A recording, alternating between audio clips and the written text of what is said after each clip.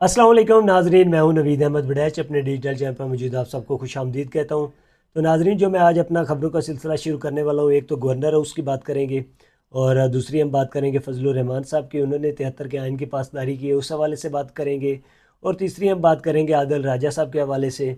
और उस सबसे पहले मेरी आप सबसे गुजारिश है कि आप मेरे चैनल को सब्सक्राइब कर दें, और अगर आप मुझे फेसबुक पर देख रहे हैं तो फॉलो कर दें। तो सबसे पहले मैं आपके साथ खबर शेयर करूँगा JUI के सेनेटर के हवाले से, अब्दुल गफूर हैदरी साहब के हवाले से न्यूज़ शेयर करूंगा। वो लिखते हैं कि इंतखाबात में अगर 2018 वाली तहरीक दोहराई गई तो हम शदीद मजम्मत करेंगे, सख्त मजम्मत करेंगे, मतलब कि स्ट्राइक्स करेंगे, धरने देंगे, आकर इस्लामाबाद में बंद करेंगे, ये वो सुप्रीम कोर्ट के बाहर ये निकलेंगे दोबारा।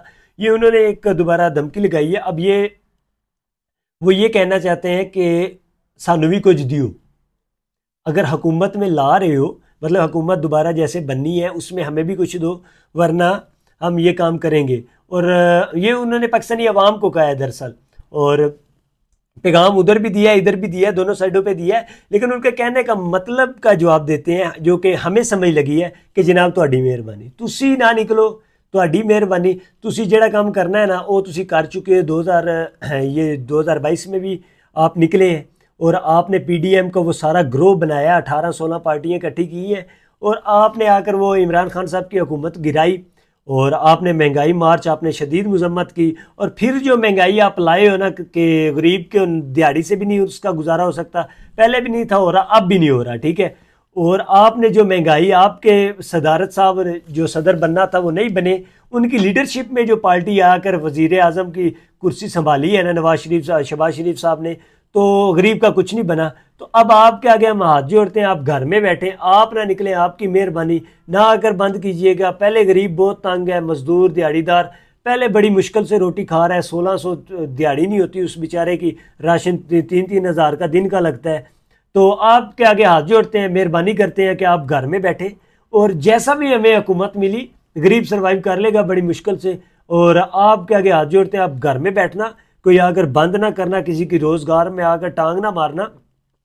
ये मुल्क जैसे चल रहा है इसे चलने दें, ठीक है। जिसकी हुकूमत आई हमें मंजूर है, लेकिन आप ये काम ना करना, आपसे हमें अब कोई तवक्को नहीं है, आप मेहरबानी करना, और आप ऐसी धमकी ना ही दे तो बेहतर है। इलेक्शन जैसा भी हुआ आवाम को मंजूर है, क्योंकि गरीब को रोटी मिलती रही, वही आज के दौर में बहुत है जैसे हालात जा रहे हैं। तो आपसे हमारी ये गुजारिश है कि आप ये काम ना कीजिएगा। तो अगली खबर मैं आपके साथ शेयर करूँगा गवर्नर हाउस के हवाले से। और ये न्यूज़ पहले तो चंद लोगों को नहीं थी पता कि गवर्नर हाउस में आप जा सकते हैं, जाकर शादी की या मूवीज़ बना सकते हैं। कुछ लोग मूवीज़ कह रहे हैं, कुछ लोग कह रहे हैं शादी के आप इमेजेस बना सकते हैं। तो बड़ा अच्छा इम्पैक्ट है ये लोगों के लिए कि आप आए वीडियोस बनाएं। अच्छा, ये जो वीडियो थी उसके हवाले से डिस्कस करेंगे थोड़ा, ठीक है। अच्छा इम्पैक्ट मैं किसी और तंज में कह रहा हूँ, वो भी थोड़ी सेंस समझिएगा आगे जाकर बात में। आप इस्लामी जमहूरिया पाकिस्तान है, गवर्नर हाउस है, गवर्नर हाउस को आप किस लिए यूज़ कर रहे हो? ख़त्म हो गया, दूसरे से आई, यहाँ पर मरी जाओ, वजीरस्तान जिधर भी जाओ, सवात जाओ, ये कहानियाँ ख़त्म हो गई है। उधर जाना छोड़ दे, गवर्नर हाउस आए, उधर आए, पिक्चर्स बनाएं, ठीक है, पैसे पे करें, पिक्चर्स बनाएं और इंजॉय करें, ठीक है। जिस तरह का ये बेहुदा गाना गवर्नर हाउस से हम पब्लिक इंटरनेशनल लेवल पे एक शो कर रहे हैं कि जनाब ये हमारा गवर्नर हाउस है और ये इस्लामी जमहूरिया पाकिस्तान का गवर्नर हाउस है, ठीक है। तो हम इधर बैठ के ये दुनिया को ये दिखा रहे हैं कि ये देखो इस तरह के रोमांटिक आप पोजेज आकर बना सकते हैं इधर बैठकर, ठीक है। ये हम दुनिया को ये दिखाना चाहते हैं कि हम भी आपके लेवल के हैं। अमेरिका को हम एक्सप्लेन करना चाहते हैं, या यूके को, ये जो भी है, यूरोप को हम बताना चाहते हैं, ठीक है, कि हम ये हैं, हमारी इमेज ये है, हम भी आपके लेवल के हैं। हमने सिर्फ मुल्क अलहदा किया था, वो मुझे नहीं पता किस लिए अलहदा किया था, वो तो निज़ाम नहीं नजर आ रहा, लेकिन आपने गवर्नर हाउस में से ये इमेज निकाल के दी है लोगों को, कि लोगों के सामने रख दिया कि जनाब ये हम है, ठीक है। लोगों के सामने कि इंटरनेशनल लेवल पे आप यूरोप का मुकाबला कर रहे हैं, आप अमेरिका का मुकाबला कर रहे हैं, गवर्नर हाउस से ये इमेज जा रही है। और लास्ट टाइम सलीम साफी साहब, तो उन्होंने लिखा हुआ था कि आप क्या चाहते हैं, और बाद में मंसूर अली खान साहब ने कहा कि अवाम की क्या प्रिडिक्शन है। भाई अवाम प्रिडिक्शन क्या होनी है इसमें? आप प्रिडिक्शन का पूछ ही नहीं कह रहे हैं। प्रिडिक्शन खत्म है, जब इस्लामी जमहूरिया पाकिस्तान है, पाकिस्तान का वजूद किस लिए लाया गया था, खत्म है प्रिडिक्शन। क्या प्रिडिक्शन आपने लेनी है, अवाम की क्या राय लेनी है, आप बताएं ना। अवाम क्या आपको आइडिया दे? आपको नहीं पता कि इस्लामी जमहूरिया पाकिस्तान में ये पोजेस होने चाहिए उधर जाकर गवर्नर हाउस में? दुनिया को दिखाना चाहते हो कि गवर्नर हाउस इसलिए हमने बनाया है कि ये वाले आकर आप सीन बना ले। पाकिस्तान में भी जिसने आना है, चलो भाई इंटरनेशनल लेवल से भी आ जाओ भाई, गवर्नर हाउस अवेलेबल है। और खुदा के बंदो, कोई खुदा का खौफ करो, कोई कानून लागू करो अपने मुल्क पे। उसके बाद एतजाज अहसन साहब के बारे में एक न्यूज़ है, वो शेयर करते हैं। वो कहते हैं कि 8 फरवरी को वोट की ताकत से पाकिस्तान की आवाम का फैसला होगा और आपको 2013 से 18 तक के पाकिस्तान वापस चाहिए या 2018 से 22 तक। अच्छा, वो कह रहे हैं कि वोट की ताकत से वापस आएंगे हम, और आवाम से पूछ रहे हैं कि कौन सा पाकिस्तान आपको दोबारा चाहिए, 2013 से 18 तक का या 18 से 22 तक का। जनाब, तब मजदूर की दिहाड़ी थी 350, जहाँ तक मैं जानता हूँ, जिन इलाकों से मैं तल्लक रखता हूँ वहाँ की बात कर रहा हूँ, और घी का पैकेट था 154 रुपये। ठीक है एतजाज अहसन साहब, तो जब दिहाड़ी 350 थी, घी का पैकेट 150 था, इमरान खान की हुकूमत आई, घी का पैकेट हो गया 450, 350, 450, और दिहाड़ी होगी गरीब की 350 से बढ़ के 800, 900 होगी। तो देखिए कोई फर्क नहीं पड़ रहा उस गरीब को।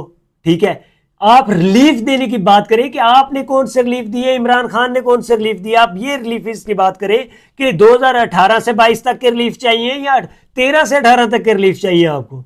आप रिलीफ की बात करें, आप ये बातें छोड़ दें कि वो महंगाई चाहिए, ये महंगाई चाहिए। गरीब हर दौर में तंग था, गरीब को सिर्फ रिलीफ चाहिए आप लोगों से। आप रिलीफ की बात करें, अगर आप रिलीफ दे सकते हैं, आप अपने रिलीफ देखें, इमरान खान के रिलीफ देखें, एज कंपेयर करें उसके साथ, आप खुद को कंपेयर।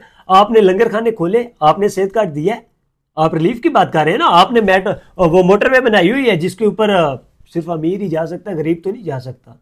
हर माँ का बेटा, हर बहन का भाई रोडों पे मर रहा है। जीटी रोड देख लें, आज मेरे इलाके में आ जाए, जंग वाला रोड देख लें आप, वो जो बड़ा रोड जा रहा है मुल्तान रोड, उस रोड की क्या कंडीशन है। हर रोज किसी न किसी माँ का, बेटे, बहन का बच्चा मरता है वहां पर। ठीक है, तो आप रिलीफ की बात करते हैं, आप कहते हैं कि वो हुकूमत चाहिए, आपको शर्म आनी चाहिए। आप इन चीज़ों को छोड़े, आप रिलीफ की बात करें अगर आप कर सकते हैं, जो आपके मुंह पे सूट भी करे। ठीक है, और अगली आपके साथ खबर शेयर करेंगे हम जनाब आदिल राजा साहब के हवाले से। वो जनाब लिखते हैं, एक तो आर्मी चीफ साहब ने बयान दिया है, उस हवाले से बात करेंगे। पाकिस्तान पाक फौज मादरे वतन की हिफाजत का फरीजा खून के आखिरी कतरे तक अदा करेगी, आर्मी चीफ साहब कहते हैं। और उसके बाद वहाँ पर गए हैं जिधर वो पेशावर में मेरे भी हमला हुआ है, खैबर पख्तूनख्वा में, तो उधर हमारे एक कोर कमांडर साहब थे, वो गए हुए थे। तो वो वहाँ पर अवाम को स्पीच कर रहे थे, समझा रहे थे कि ऐसा होगा, एक वक्त आएगा हम आज़ाद होंगे, आज़ाद ही हैं, एक वक्त आएगा कि हम दुश्मन का खात्मा कर सकेंगे, उनके कहने का मतलब था। आदिल राजा साहब की बहुधा गुफ्तगू सुनिएगा ऊपर। वो लिखते हैं 76 साल से ऐसी ही बातें करके अवाम को फुद्दुल गाया हुआ है और गुलाम बनाया हुआ है, ये आदिल राजा साहब लिखते हैं। और आगे बड़ी बेहुदा गालियाँ देते हैं, वो मैं शेयर नहीं कर सकता, सॉरी टू से डैट। और सुने, वो ये बयान करते हुए मैं आदिल राजा साहब आपसे पूछता हूँ, आप बड़े समझदार आदमी हैं, ठीक है, पाकिस्तान के ऊपर आपने जो अवाम को इमरान खान के साथ मिलकर शऊर दे दिया है ना, या आप जैसे लोग जो ट्विटर पे बैठे हुए थे, जो अवाम को आपने वर्गलाया। मैं आपसे चंद 2 क्वेश्चन पूछूंगा, मुझे ये बता दो कि पाकिस्तान की बाउंड्री जो है, पाकिस्तान की बाउंड्री है इर्द गिर्द जितने बॉर्डर हैं, उनके ऊपर कितने हमारे दुश्मन हैं? पता है, इंडिया हमारा दुश्मन, अफगानिस्तान हमारा दुश्मन, और ये कितना एरिया, 100 में से कितने % का एरिया बनता है? मैं तो अभी भी गूगल करके देख रहा था कि कितना एरिया बनता है। आपको नहीं पता जनाब, वो एरिया तो देखो 70%, 75% वो एरिया बनता है, आपकी फौज कवर कर रही है। आप उनकी वजह से तहफ़्फ़ुज़ में हो, आप उनकी वजह से हिफाजत में हो, आप उनके ऊपर तंज करते हो कि अवाम को फुद्दू लगाया हुआ है। ओ खुदा के बंदो, मुझे चले एक दूसरा क्वेश्चन ले ले आप मेरा पहले। दूसरा क्वेश्चन मुझे ये बता दें कि ये जो पाकिस्तान में इलेक्शन होते हैं पाकिस्तान में, इलेक्शन कमीशन सब अनाउंस करते हैं 8 फरवरी को। आप मुझे ये बता दें कि फौज के बगैर आपके इलेक्शन हो सकते हैं? कभी भी नहीं हो सकते। आप कहते हो फौज ना हो, बायोमेट्रिक इलेक्शन हो जाए, ये हो जाए, वो हो जाए, ठीक है। आप मुझे ये बताओ, आपके पोलिंग स्टेशन पर फौज ना हो, क्या इलेक्शन हो जाएगा? कभी भी नहीं होगा। कितने कितने इस वक्त पोलिंग स्टेशन है जहां पर लड़ाइयां होती हैं, झगड़े होते हैं, लोग एक दूसरे के गिरबान पकड़ते हैं, रोज कोई ना कोई मरता है। हर पोलिंग स्टेशन पर खबर मिलती है कि ये मर गया, वो मर गया, हत्ता कि मेरे गांव में फौज आती है। ठीक है, इतना मतलब कि हाइप क्रिएट हुई होती है कि कोई भी इंसिडेंट हो सकता है। तो कहने का मतलब ये है कि आपका वजूद है फौज के बगैर, आप फौज के ऊपर तंज करते हो कि फौज ने ये कर दिया, वो कर दिया, ये कर गई। आपको शर्म आनी चाहिए कि पाक फौज के बगैर आप कुछ नहीं है। बॉर्डर के ऊपर वो है तो हम आजाद हैं। और आप जैसा गलीज तबका, ये आप जैसा गलीज तबका पाकिस्तान की यूथ को बिगाड़ के उनके खिलाफ कर रहा है, जो हमारा तहफ़्फ़ुज़ कर रही है, जिसकी वजह से हम इधर बैठ के बोल रहे हैं, जो बॉर्डर पे हैं और हम निवाले खा रहे हैं सुकून से बैठ के, हम उनके बारे में बोले। आपको शर्म आनी चाहिए। आप तो बाहर बैठे हैं यूके में और यहां पर तबके को आपने उस फौज के पीछे लगाया हुआ है। खुदा का खौफ करे, पाक फौज के बगैर आप कुछ भी नहीं है, आप कुछ भी नहीं है। उनके ऊपर तंज करना छोड़ दें। उसके बाद जनाब फजलुर रहमान साहब की बात करेंगे। जनाब ने 73 के आइन की जो पासदारी की है वो थोड़ी सी डिस्कस करते हैं।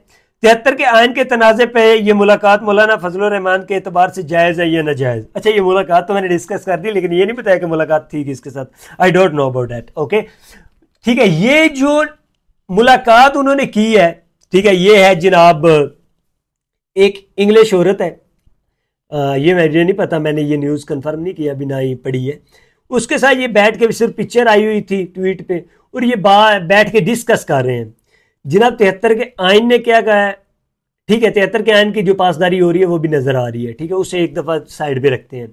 मैं ये पूछता हूं मौलाना फजलुर रहमान साहब, आपकी पार्टी का जो मकसद है, क्या वो इजाजत देता है आपको इस खतून के इस लिबास में इसके साथ बैठकर आप बातें करें या डिस्कस करें और फिर आप वो पिक्चर अपलोड कर दें सोशल मीडिया पर और आवाम के अंदर पब्लिश करें कि ये हमारी डिस्कस हो रही है, मीटिंग हो रही है? क्या आपको 73 का आइन तो इजाजत नहीं देता? क्या आपने जो पार्टी बनाई है उसका अलमिया ये है? लोगों के ऊपर ये अलमिया जाएगा, ये लोग ये सोचेंगे। आप क्या इमेज देना चाह रहे हैं इस मुल्क को कि मुझे सदारत नहीं मिली? तो सदारत तो चलो छोड़ो, आप मुल्क कौम की बेटियों को ये बताना चाहते हो कि आप हमने सिर्फ ये एक प्रोपेगेंडा किया हुआ है, ठीक है, इस्लाम मजहब कार्ड एक चलाया हुआ है, वो चलने दीजिएगा, और बाकी हम ये वाला ही माहौल चाहते हैं, हमारा और कोई मकसद नहीं है। तो खुदा का खौफ कीजिएगा। ये बड़ी बेहुदा ही आपने पिक्चर वाली स्टोरी ये वायरल की हुई है। तो आज के लिए इतना ही। अल्लाह हाफिज़, अपना ख्याल रखिएगा।